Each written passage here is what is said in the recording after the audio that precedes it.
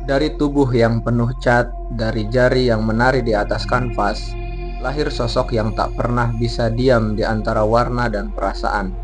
Dialah Avandi Kusuma, manusia yang melukis bukan dengan puas, tapi dengan seluruh hidupnya. Setiap warna yang keluar dari tabung bukan sekedar cat, itu darahnya, nafasnya, dan kemarahannya pada dunia yang tak selalu manusiawi. Ia melukis matahari bukan untuk indah-indahan, tapi karena disitulah ia melihat hidup yang terus bergerak, menyala, dan hangus. Di masa ketika Indonesia masih belajar mengenal dirinya sendiri, Avandi hadir membawa bahasa lain, bahasa warna, bentuk, dan rasa. Ia menolak menjadi pelukis yang pintar, ia memilih menjadi pelukis yang jujur. Dan dari kejujuran itulah namanya melegenda, Avandi Kusuma, sang pelukis jiwa manusia. Dalam edisi kali ini, Muara menelusuri kehidupan Avandi, sang maestro yang mengubah setiap percikan cat menjadi teriakan batin tentang kemanusiaan.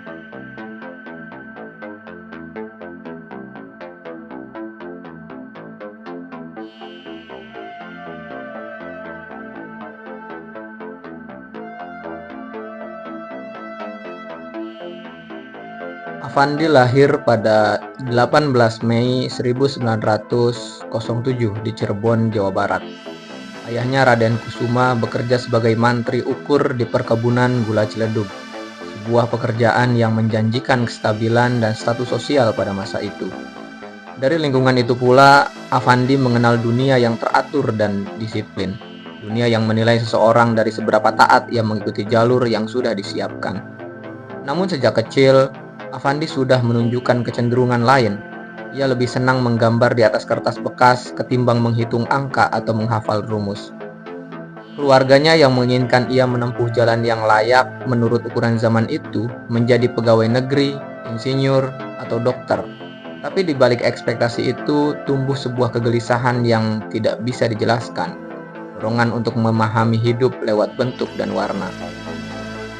Setelah menyelesaikan sekolah menengah di Jakarta, Avandi membuat keputusan yang mengejutkan keluarganya. Ia berhenti sekolah, menolak masa depan yang aman, dan memilih jalur yang penuh ketidakpastian, menjadi seorang pelukis. Bagi banyak orang di sekitarnya, keputusan itu tampak gila. Tapi bagi Avandi, itulah satu-satunya jalan yang jujur bagi dirinya sendiri. Sebelum benar-benar hidup dari seni, Avandi menjalani banyak pekerjaan kecil. Ia pernah menjadi guru, petugas tiket bioskop, hingga pelukis reklame yang membuat poster film. Dari pekerjaan sederhana itu, ia tidak hanya memperoleh penghasilan, tetapi juga bahan belajar. Ia sering menyimpan sisa-sisa cat dari proyek reklame untuk bereksperimen di malam hari, melukis di kertas bekas atau karung semen. Dunia poster yang keras dan instan justru membentuk ketangkasannya, membuat gambar yang hidup, kuat, dan langsung mengenai perasaan orang. Pada tahun 1933, ia menikah dengan Maryati, seorang perempuan yang juga mencintai seni dan memahami gejolak batinnya. Dari pernikahan itu lahirlah Kartika, putri sematawayang yang kelak meneruskan jejak ayahnya sebagai pelukis. Keluarga kecil itu hidup sederhana, berpindah-pindah, tapi selalu dikelilingi oleh aroma cat dan kanvas. Di rumah mereka, seni bukan barang mewah, ia adalah bagian dari napas setiap hari. Kecintaan Avandi pada seni tidak tumbuh dari pendidikan formal, melainkan dari rasa ingin tahu yang terus menyala. Ia belajar otodidak mempelajari reproduksi karya-karya asing dari majalah Studio dan Life, mengamati bagaimana seniman barat menangkap cahaya dan emosi, lalu mencoba menerjemahkannya dengan caranya sendiri. Ia tidak meniru, ia menyerap. Dan dari proses panjang yang sepi itu, lahirlah keyakinan yang akan menjadi dasar seluruh hidupnya, bahwa seni adalah jalan untuk menemukan diri sendiri, bukan sekedar keahlian untuk mencari nafkah.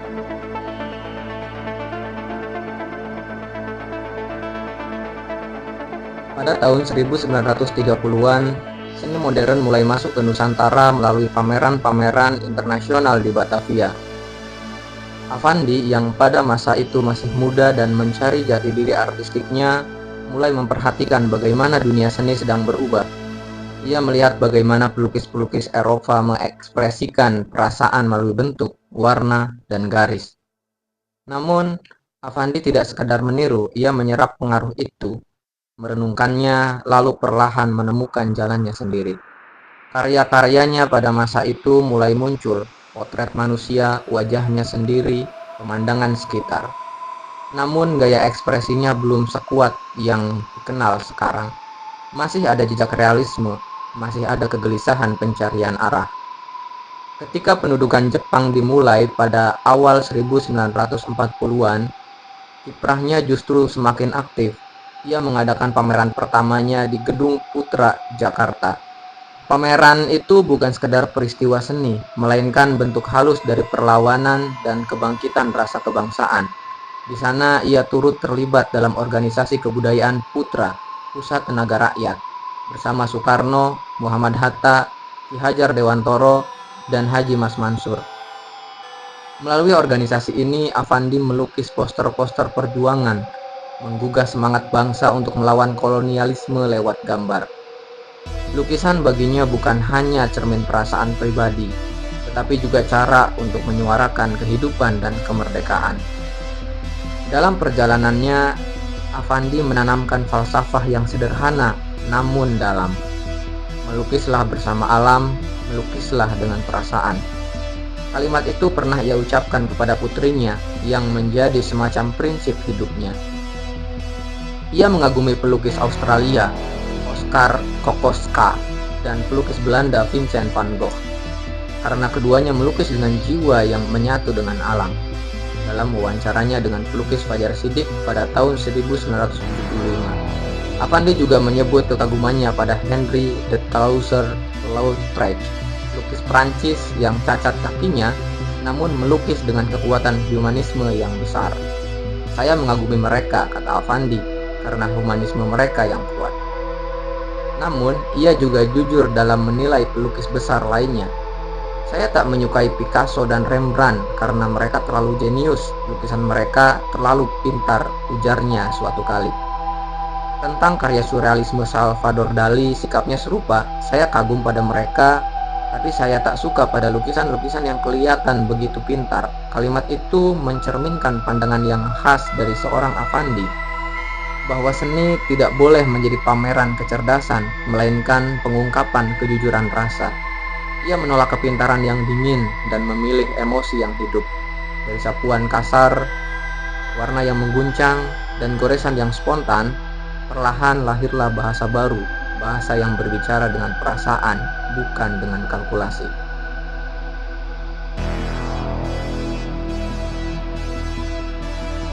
Setelah proklamasi kemerdekaan pada 17 Agustus 1945, Indonesia memasuki masa penuh gejolak. Masa ketika darah, ide, dan harapan bercampur menjadi satu. Di tengah hiruk-pikuk revolusi itu, seni turut bertransformasi menjadi senjata kultural. Gerbong-gerbong kereta, tembok-tembok kota, dan dinding-dinding bangunan penuh dengan tulisan "Merdeka atau Mati". Sebuah seruan yang diambil dari penutup pidato Bung Karno, lahirnya Pancasila 1 Juni 1945. Semangat kebebasan merasuki setiap bidang kehidupan, termasuk dunia seni rupa. Dalam suasana penuh api itu, Affandi tak tinggal diam. Ia tidak memegang senjata, tetapi kuas di tangannya menjadi bentuk lain dari perlawanan. Ia percaya bahwa melukis adalah cara untuk menghidupkan semangat rakyat yang sedang berjuang. Atas permintaan Soekarno sendiri, Affandi diberi tugas untuk membuat poster perjuangan. Lukisan itu menggambarkan seorang pria yang dirantai, tetapi rantainya telah putus, simbol pembebasan bangsa dari penjajahan. Sosok model dalam lukisan tersebut adalah pelukis Dullah, sementara tulisan yang menyertainya, Bung Ayu Bung, merupakan gagasan dari penyair Chairil Anwar. Karya itu menjadi salah satu ikon visual perjuangan yang membakar semangat kemerdekaan.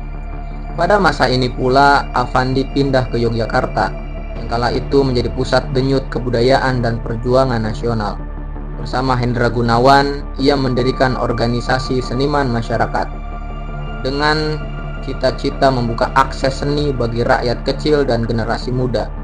Baginya, seni tidak boleh menjadi milik kaum terdidik saja. Ia harus turun ke jalan, hadir di tengah rakyat, dan berakar dari kehidupan nyata.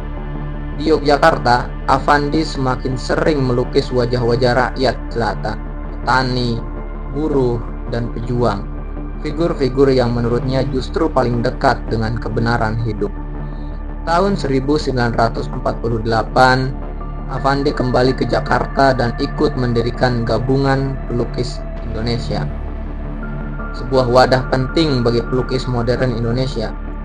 Melalui GPI, ia mendorong semangat kebebasan berekspresi, menolak seni yang terkungkung oleh aturan akademis. Ia menekankan bahwa yang penting bukanlah teknik atau kemahiran, melainkan kejujuran ekspresi, keberanian melukis dengan hati. Dalam masa-masa revolusi, seni bagi Affandi bukan lagi sekadar pencarian bentuk atau keindahan. Ia telah menjelma menjadi bentuk komitmen sosial, cara untuk ikut berjuang tanpa harus menembakkan peluru. Setiap sapuan cat di kanvasnya adalah gema dari suara rakyat yang menuntut kemerdekaan. Sapuan itu liar, panas, dan penuh emosi, seperti jiwa bangsa yang baru lahir dan sedang mencari bentuknya sendiri.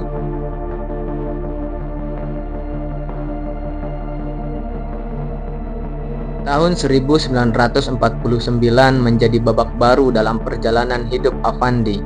Dari pelukis rakyat di tanah revolusi, kini ia menapaki panggung dunia. Ia memperoleh beasiswa dari pemerintah India untuk belajar di Santiniketan, universitas yang diasosiasikan dengan Rabindranath Tagore, penyair besar yang percaya bahwa seni dan kehidupan harus menyatu. Di sanalah Affandi berharap bisa memperdalam seni dari sisi spiritualitas timur. Namun hal yang mengejutkan terjadi. Universitas Santiniketan menolak untuk secara resmi menerimanya. Alasannya sederhana tapi menggetarkan. Affandi sudah memiliki semuanya. Para guru di sana menilai bahwa Affandi bukan lagi calon siswa, melainkan seorang seniman yang sudah matang dari bahasa visualnya sendiri. Maka alih-alih duduk di ruang kelas, Affandi dibebaskan untuk mengembara di India. Ia melukis di desa-desa, di tepi sungai Gangga hingga di kaki pegunungan Himalaya. Dari perjalanan itu lahir karya-karya yang aneh menurut standar waktu itu, liar, jujur, penuh getaran batin. Namun justru keanehan itulah yang membuatnya menonjol ketika karyanya sampai di Eropa. Ia dianggap fenomenal. Bersama nama Affandi, nama Indonesia pun mulai dikenal dalam khazanah seni rupa dunia. Selama 2 tahun di India, pada 1949 sampai 1951, ia mengadakan pameran di berbagai kota besar seperti Allahabad, New Delhi, Bombay, dan Madras. Gaya lukisannya semakin ekspresif. Sapuan-sapuan cat yang menggumpal, warna yang meledak, dan garis yang tidak lagi tunduk pada bentuk, melainkan mengikuti denyut rasa. Ia melukis bukan dengan jarak antara subjek dan objek, tapi dengan tubuhnya sendiri. Dalam periode ini, ia juga menemukan metode khasnya, memencet cat langsung dari tabung kanvas tanpa kuas. Ia menyebutnya cara jujur untuk melukis. Kebebasan yang ia alami di India ternyata sejalan dengan perubahan dunia seni internasional kala itu. Di Barat, dekade 1950-an sedang mengalami pergolakan intelektual. Ekspresionisme mulai memasukkan unsur emosi ke dalam struktur rasional seni, yang kemudian melahirkan abstrakisme.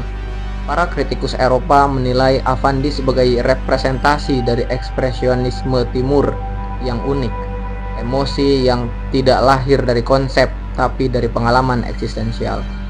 Ia dianggap pelukis emosi murni, seorang yang mencipta bukan karena teori tapi karena kebutuhan batin. Namun Affandi sendiri tidak peduli pada klasifikasi semacam itu. Ia tidak tertarik untuk diposisikan sebagai bagian dari aliran apapun. Ia bahkan pernah berkata dengan nada ringan namun tegas, Saya tidak mau berpendapat karena berpendapat mengandung resiko berbeda pendapat. Dalam kalimat sederhana itu tersimpan filsafat hidupnya. Seni bukan arena adu ide, tetapi ruang perasaan. Ia tak ingin menjadi intelektual seni, ia ingin menjadi manusia yang melukis sebagaimana ia bernapas. Setelah meninggalkan India, karir internasionalnya terus menanjak. Ia berpameran di London, Paris, Brussels, Roma, dan berbagai kota Eropa lain. Sekembalinya ke Indonesia, Affandi mewakili negara dalam Biennale Sao Paulo 1953-1956 dan Biennale Venesia 1954, dua ajang paling bergengsi di dunia seni rupa. Tahun 1957 ia mendapatkan beasiswa dari Amerika Serikat, mempelajari metode pendidikan seni dan berpameran di Wodehouse Galleries, New York, sebelum akhirnya diangkat sebagai visiting professor di Ohio State University pada 1962. Meski telah mendunia, Affandi tidak pernah berubah. Ia tetap hidup sederhana, lebih senang melukis di bawah matahari daripada di studio berpendingin. Ia tidak mengejar kesempurnaan, karena baginya setiap lukisan adalah pertemuan antara napas, waktu, dan rasa. Dan mungkin justru karena itulah karya-karyanya terasa begitu hidup, seperti dirinya sendiri, jujur, terbuka, dan manusiawi.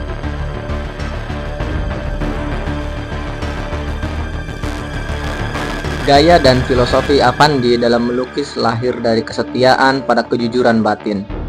Ia tidak tertarik pada bentuk yang indah secara akademis. Baginya lukisan bukan soal menyenangkan mata, melainkan mengungkapkan isi hati. Karena itu wajah-wajah yang muncul di kanvasnya bukan potret glamor, melainkan manusia biasa, petani, pengemis, perempuan tua, atau dirinya sendiri yang hidup dalam pergulatan sehari-hari. Tidak ada jarak antara Affandi dan subjeknya. Ia melukis mereka bukan sebagai objek, tetapi sebagai sesama manusia yang berjuang. Teknik yang ia gunakan pun unik. Cat minyak diperas langsung dari tubenya, lalu digoreskan dengan tangan bukan kuas.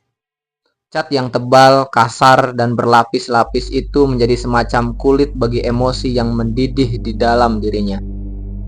Setiap guratan mengandung getar, setiap warna menyemburkan perasaan.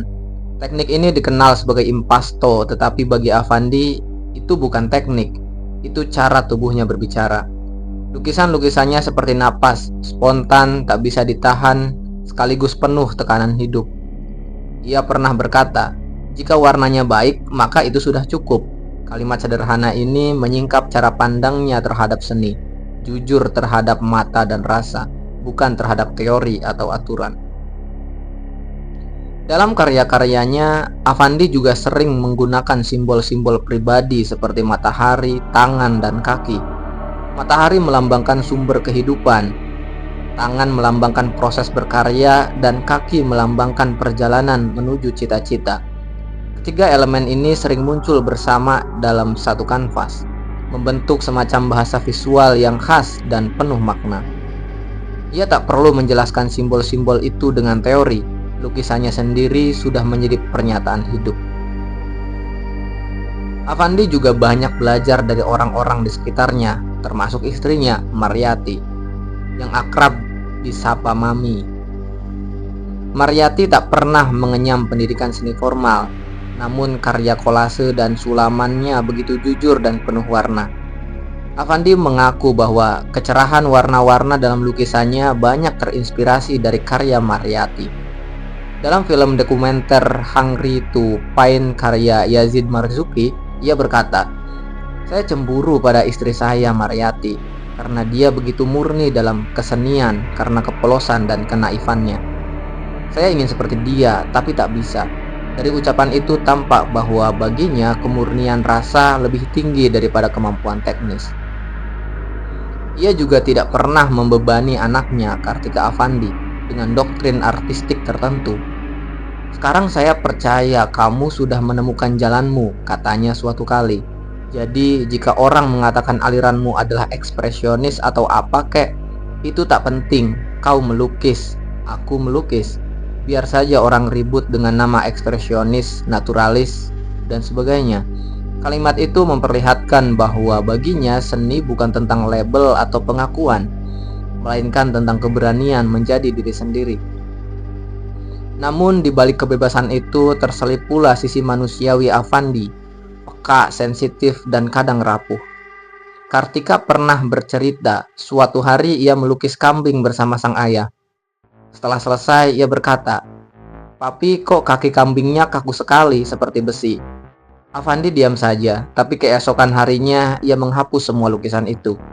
Ketika Kartika menegurnya dengan sedih, Affandi hanya menjawab lirih, "Saya iri sama kamu, Tik. Lukisan kamu lebih bagus." Disitulah terlihat bahwa bahkan seorang maestro pun tetap manusia, selalu bergulat dengan rasa rendah hati dan ketulusan terhadap karya.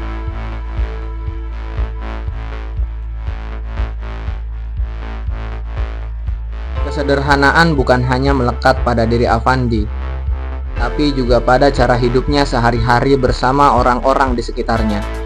Salah satu sosok yang paling dekat dengannya adalah John, sopir sekaligus asisten pribadi yang menemaninya hampir 30 tahun. John bukan sekedar pengemudi, ia adalah saksi hidup dari proses kreatif sang maestro. Bersama Affandi, ia berkeliling Asia, Australia, hingga Eropa. Total mengunjungi 13 negara. Affandi mengajak saya karena saya bisa masak, menyetir, dan menyiapkan peralatan lukis, kenang John. Rutinitas mereka sederhana namun penuh ritme. Setiap pagi sebelum Affandi bangun, John sudah menyiapkan sarapan. Lalu ia menata peralatan lukis, kanvas, cat, tapertin, minyak tanah, kain lap, hingga pakaian kerja Affandi yang khas. Saat Affandi melukis, John berdiri di sampingnya, menyodorkan tube cat sesuai warna yang diminta, lalu membersihkan tubuh sang pelukis yang sering belepotan cat setelah selesai bekerja. Semua dilakukan tanpa komando. Ada keintiman dan saling pengertian yang tumbuh di antara mereka, seperti antara musisi dan instrumennya. Setelah Affandi wafat, John masih sering didatangi banyak orang. Mereka membawa lukisan untuk ditanyakan keasliannya, karena John tahu betul tanda tangan, gaya, bahkan napas tiap karya Affandi. Ia juga mengenali lukisan rekan-rekan sezaman Affandi seperti Dullah, Hendra Gunawan, Popo Iskandar, Sujana Kerton, dan Sujoyono. Ia bahkan bisa membedakan karya Affandi hanya dari arah kaki manusia dalam lukisan sabung ayam. Bila ayamnya mati, kaki menghadap ke belakang, tanda seorang meninggalkan arena. Bila hidup, kaki menghadap ke depan. Affandi dalam kesehariannya yang bersahaja meninggalkan bukan hanya karya, tapi juga kisah kebersamaan yang manusiawi. Ia menghapus jarak antara seniman dan kehidupan, antara keagungan dan kesahajaan. Di rumah yang ia rancang sendiri di tepi sungai Gajah Uwong, kini menjadi Museum Affandi, semangat itu masih terasa. Ia meninggal pada 23 Mei 1990 dan dimakamkan di komplek museum, sesuai keinginannya untuk terus dikelilingi karya-karyanya sendiri. Dari sana, ia seolah masih berbisik, seni bukan untuk dikagumi dari jauh, tapi untuk dihidupi dengan kejujuran, kerja keras, dan citra yang sederhana. Affandi mengajarkan kita bahwa seni tidak selalu lahir dari keteraturan atau keindahan yang rapi. Ia lahir dari getaran batin, dari keberanian menumpahkan perasaan tanpa takut dinilai. Dalam goresan kasarnya, dalam tumpahan cat yang tampak liar, justru tersimpan kejujuran manusia yang paling murni, bahwa hidup tak selalu indah, tapi selalu layak untuk dirayakan. Ia menolak kesempurnaan, menolak kepintaran yang terlalu canggih, dan memilih kejujuran sebagai pusat karyanya. Melukislah dengan perasaan, katanya. Prinsip itu bukan sekedar nasihat, tapi jalan hidup. Ia membuktikan bahwa kesalahan dalam berkarya bisa menjadi bagian dari kebenaran yang lebih dalam, asal dilandasi oleh jiwa yang tulus. Dalam zaman ketika seni sering dikomersialkan dan dijadikan simbol status, Affandi tetap teguh berdiri di jalur yang berbeda. Seni sebagai ekspresi manusia, bukan komoditas. Ia tidak mencari ketenaran, melainkan keutuhan antara tangan, pikiran, dan hati. Di setiap karyanya, kita tak hanya melihat bentuk, kita merasakan denyut hidup, rasa lapar, cinta, dan keberanian untuk menjadi diri sendiri. Dan ketika kamu berdiri di depan salah satu lukisannya, entah potret dirinya yang muram atau matahari yang berputar di atas kepala manusia, jangan cari simetri, jangan cari logika. Carilah getarannya, dengarkan bisikannya. Karena di balik setiap warna dan guratan itu ada suara hati seorang manusia yang hidup sepenuhnya lewat lukisan. Begitulah Affandi, bukan sekadar pelukis besar, tapi jiwa yang membiarkan dunia melihat manusia apa adanya. Penuh luka, penuh gairah, tapi tetap mencintai hidup dengan seluruh tangannya yang berlumur cat.